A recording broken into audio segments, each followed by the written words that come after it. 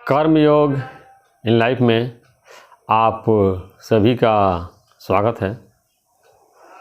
आज हम लोग भागवत गीता के चौथे अध्याय का 41 नंबर श्लोक की चर्चा करेंगे। इसमें भगवान जो है कर्मों से छूटने के उपाय के बारे में बता रहे हैं कि किस तरह के व्यक्ति या ज्ञानी या योगी जो है कर्म करते हुए भी जो है कर्मों से छूट जाते हैं और उनका कर्मों का जो है कोई भी खाता जो कार्मिक अकाउंट बोलते हैं, बैलेंस ऑफ अकाउंट बोलते हैं, उसमें नहीं जुड़ता है, यानी डेबिट क्रेडिट में नहीं आता है। या जैसे बोलते हैं कि पुण्य कर्म किया तो क्रेडिट हो गया, पाप कर्म किया तो डेबिट हो गया, डेबिट क्रेडिट चलता रहता है। तो इस प्रकार जब ये इस श्लोक के अनुसार अगर उसके अंदर गुण आ गए हैं तो कार्मिक अकाउंट ख़त्म हो जाता है। एक चीज़ यहाँ समझने वाली बात है, बहुत महत्वपूर्ण बात है कि ऐसा नहीं कि आपने कोई पाप कर्म किया और फिर बाद में पुण्य कर्म कर दिया तो उस पुण्य कर्म करने से आपका जो पाप कर्म आपने किया ख़त्म हो जाएगा। ऐसा नहीं है। पाप कर्म का अलग फल मिलेगा, पुण्य कर्म का अलग फल मिलेगा। जैसे किसी ने किसी ने चोरी किया, सोने की चोरी किया और सोना चुरा करके ले आया, खुद उसने यूज नहीं किया, उसने गरीबों को या ब्राह्मणों को या संत को या मंदिर में दान कर दिया, तो चोरी करने का उसको अलग दंड मिलेगा। जो चोरी करना पाप हो गया, जो उसने दान किया वो पुण्य हो गया, उसका फल उसको अलग मिलेगा। तो ऐसे हमारे गुरुजी बताया करते थे, सत्संग सोने की जंजीर और बदकर्म जो है लोहे की जंजीर। तो ये श्लोक इस प्रकार है। हे धनंजय, जिसने कर्म योग की विधि से समस्त कर्मों का परमात्मा में अर्पण कर दिया है और जिसने विवेक द्वारा समस्त संशयों का नाश कर दिया है, ऐसे बस में किए हुए अंतःकरण वाले पुरुष को कर्म नहीं बांधते।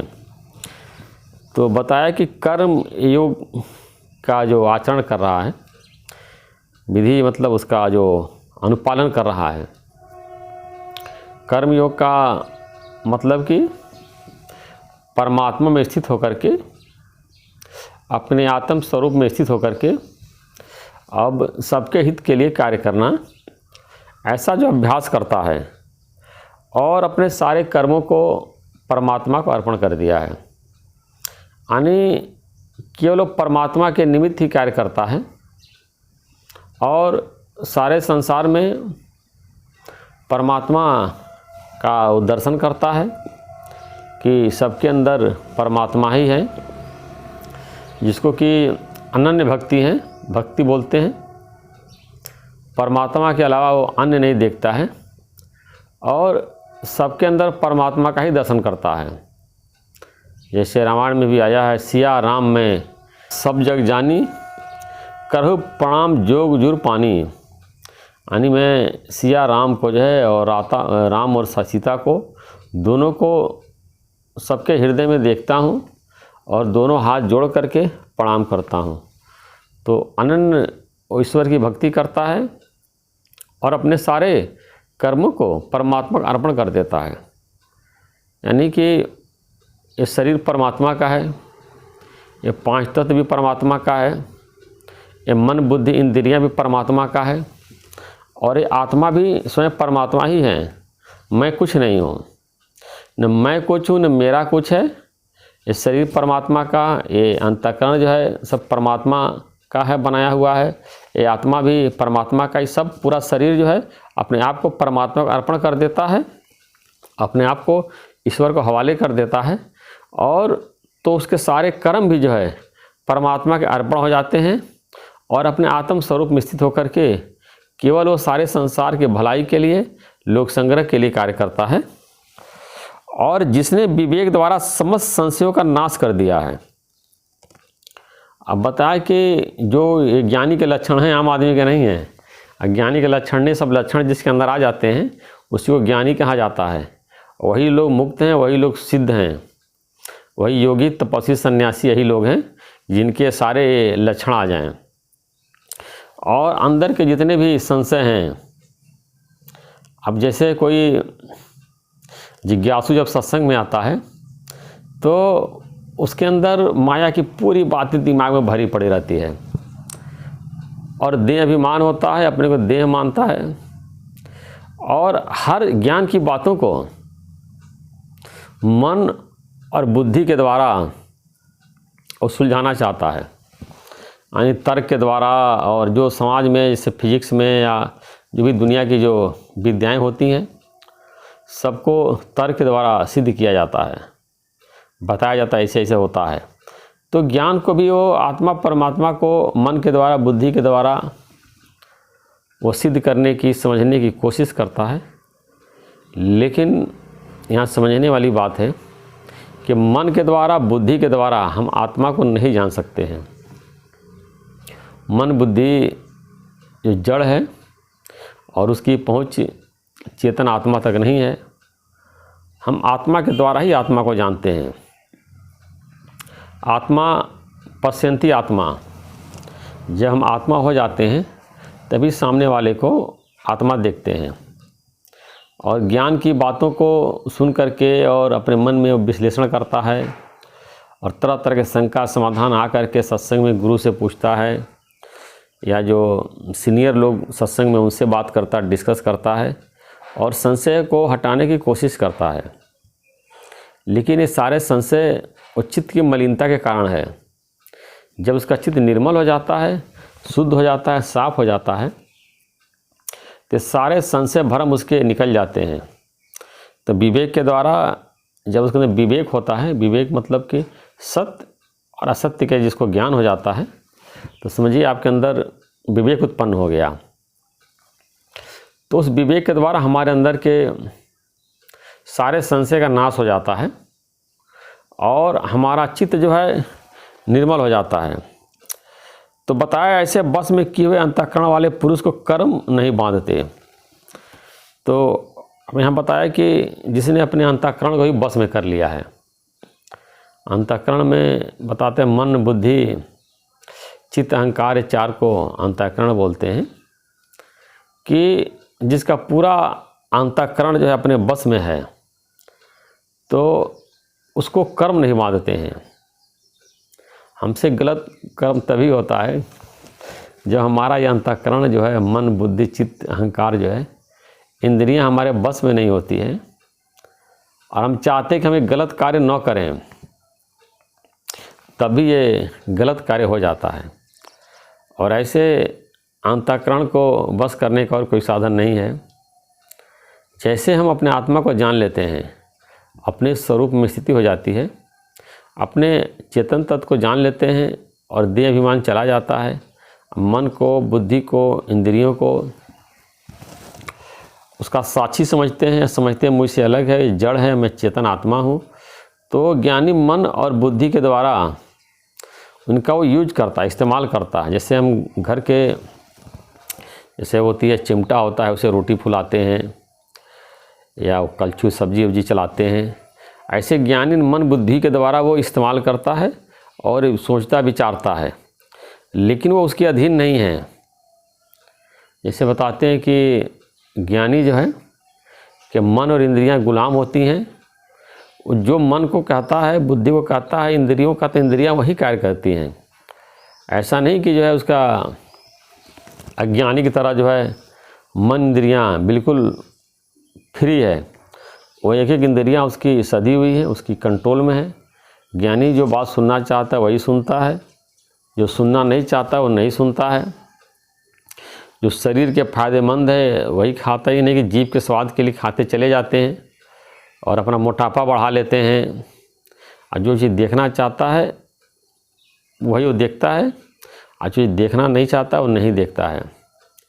या ऐसे बताते हैं कि जिनको दृश्य देखने की इच्छा और घटनाओं को जानने की इच्छा खत्म हो गई है, वही मुक्त हैं। दृश्य देखने के मतलब कि ये देखें यहाँ कैसे हुआ, वहीं कैसे हुआ, यहाँ जाएँ, ये देखें। दुनिया भर की जो है दृश्य को देखने की उसको इच्छा रहती है।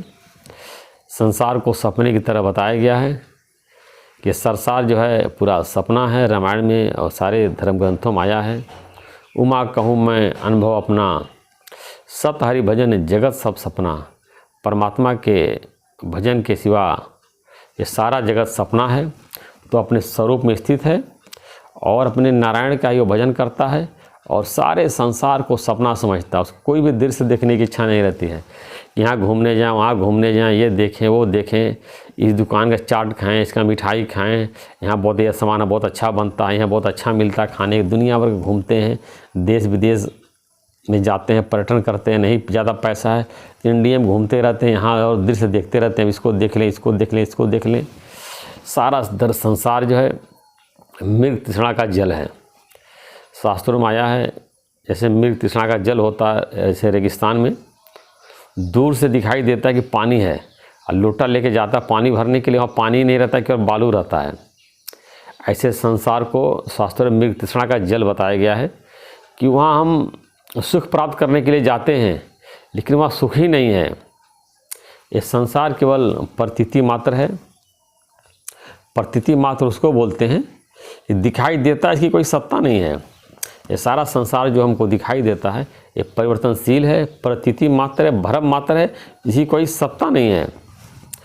केवल आत्मा की सत्ता के कारण, परमात्मा की सत्ता के कारण इसमें चेतनता है, सत्य दिखाई देता है। अभी सारे संसार से परमात्मा निकल जाए तो परमात्मा की चेतनता पूरी चली जाएगी। जो कुछ भी आपको हरा भरा चैतन्य दिखता है वो परमात्मा के कारण ही दिखता है। इस प्रकार जब हम सारे संसार को मिथ्या जानते हैं तो हमारा मन में जो है दृश्य देखने को लालसा है, पूरी दृश्य को देखने की इच्छा ख़त्म हो जाती है, जानने की इच्छा ख़त्म हो जाती है। क्या जाने, किसको जाने, सब मिथ्या है, उसको सत्य की भावना नहीं रहती है। अज्ञानी लोग जब पूरा दिन भर न्यूज़ चैनल में बैठे रहते हैं, उसको देखते रहते अब क्या हुआ, अब क्या हुआ।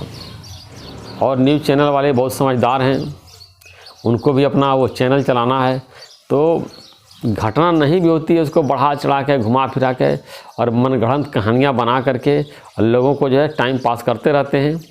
या उनका टाइम पास कह लीजिए, टाइम किल कर लीजिए, या उनका इंटरटेनमेंट बोलते हैं, उनका मनोरंजन करते रहते हैं।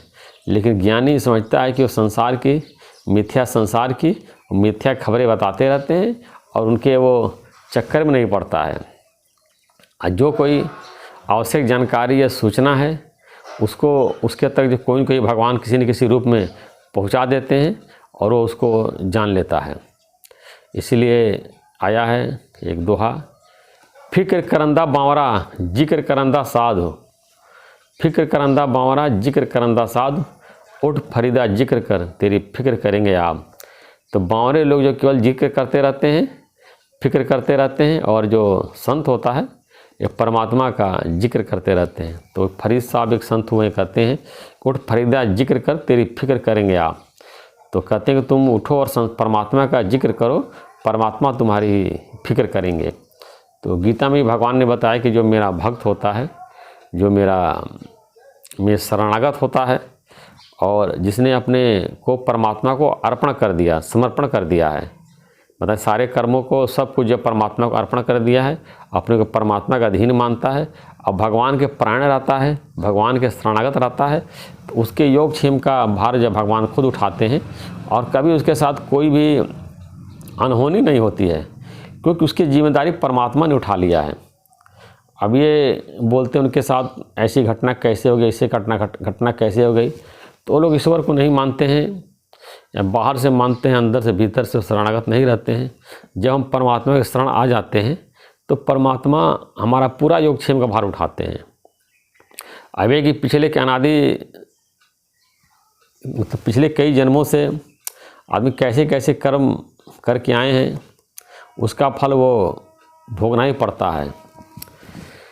भोगे बिन छूटे नहीं कर्म गति बलवान, बिना भोगे कर्म की से कोई छूटता नहीं है। ज्ञानी भोगे हंस के, अज्ञानी भोगे रोके।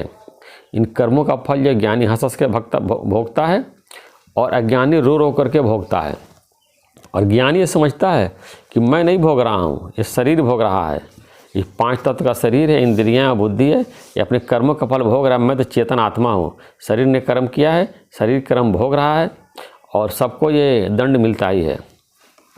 एक पौराणिक कथा है कि एक बार जो है शनि महाराज जी को कर्म फल का दाता बताया गया है, कर्मों को फल देने वाला बताया गया है। तो वो शंकर भगवान के पास पहुँचे और कहे कल से मेरा जो है आपके ऊपर प्रकोप जो है लग जाएगा, शनि का प्रकोप लग जाएगा। और शंकर भगवान ने पूछा कब तक रहेगा? बोले कि शनि भगवान के 1 हफ्ता रहेगा। तो कहे ठीक है।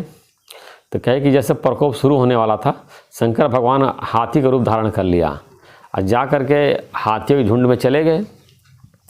और फिर जब उनका 1 हफ्ता समय समाप्त हो गया तो दोबारा कैलाश पर्वत पे आए तो देखा कि शनिदेव वहीं बैठे हुए हैं। तो शंकर ने भगवान ने पूछा आपका समय ख़त्म हो गया, आप यहाँ क्या करने बैठे हैं? तो शनिदेव ने कहा प्रभु मेरे प्रकोप की वजह से जो है आप जो है देव योनि से पशु योनि में गए और 7 दिन के लिए हाथी बने हुए थे। इस प्रकार जो है मतलब शंकर भगवान जैसे महादेव उनको बोला जाता है। और कोई जाने अनजाने में सबसे गलतियाँ हो ही जाती हैं, तो उसका भी फल उनको जो है भोगना पड़ा। और शनि देव ने किस तरह से उनका बुद्धि भ्रमित कर दी और देव योनि से पशु योनि जाके बने रहे धरती पर। और उसके बाद जो है फिर जब समाप्त हो गया तो लौटे। तो लेकिन पता नहीं चलता कि हमको किस कर्मों का कब कैसे फल मिलता है। ये तो विधाता जानते हैं या भगवान ने जिसको इस कार्य के लिए नियुक्त किया है वो जानता है।